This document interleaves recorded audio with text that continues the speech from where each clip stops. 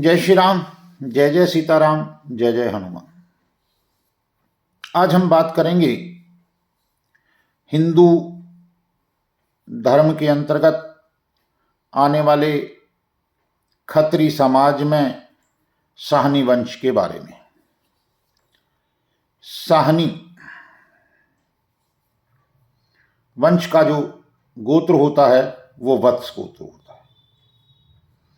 और साहनी गोत्र वालों के लिए जो निश्चित ब्राह्मण होते हैं वो वत्स गोत्रीय ब्राह्मण होते हैं। कुल देवता वसुदेव और कुल देवी भद्रकाली होती हैं। यहाँ कुल देवता वासुदेव और वसुदेव ये दोनों अलग अलग हैं, कृपया इसकी ओर आप ध्यान रखें।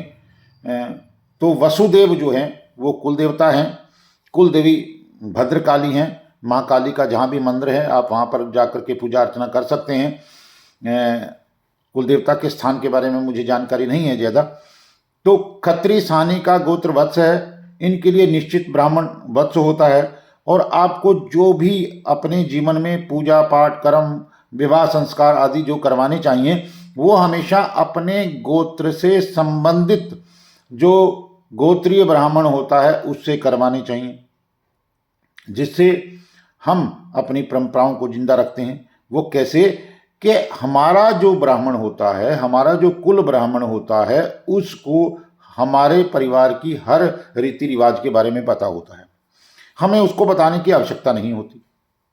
दूसरा, वो ब्राह्मण हमारी कुल परंपराओं से प्राचीन काल से हमारे साथ जुड़ा हुआ है, यानी कि हम उसके वंश होते हैं। वास्तव में तो हम किसी न किसी ब्राह्मण के वंश हैं, ठीक है। इससे हमारी कुल परंपराओं का निर्वाह होता है, हमारी संस्कृति बची रहती है, और हमारा जो कर्म होता है, ब्राह्मणी कर्म होता है, वो हमारे गोत्र से संबंधित जो गोत्रीय ब्राह्मण होता है वो ज़्यादा अच्छे तरीके से करवा सकता है।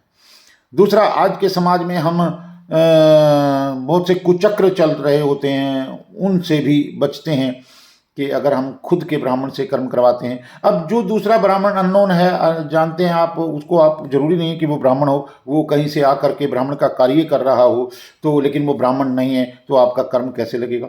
तो इसलिए हमेशा अपने कुल के निश्चित ब्राह्मण से ही आपको यज्ञ पूजा पाठ आदि कर्म करवाने चाहिए। दूसरा, हमेशा अपने कुल गुरु गद्दी पर जा करके दीक्षित होना चाहिए, ना कि इधर उधर जो है कथित जो कथाकार हैं या जो सिर्फ बोलने की कला जानते हैं, जिनका बैकग्राउंड कुछ नहीं है, आप उनको गुरु बना लेते हैं केवल उनकी बातों से प्रभावित होकर। इसीलिए आप लोग जो हैं जीवन में धोखा खाते हैं। इसलिए अपनी कुल परंपराओं से जुड़िए, अपनी कुल गद्दियों से जाकर जुड़िए, जो आपकी प्राचीन गद्दियां हैं वहीं से आप नाम धारण करें। हमेशा अपनी कुल देवी, कुल देवता, कुल गुरु और पितृ देवताओं की शरण में रहें, ताकि आपको जीवन में अच्छी दिशा निर्देश प्राप्त हो सके तथा उन सब का आशीर्वाद प्राप्त हो सके, और इससे आपका जीवन सदा सर्वदा सुखी रहे, आप सब प्रसन्न रहें। जय श्री राम, जय सीताराम, जय जय सीताराम, जय जय हनुमान।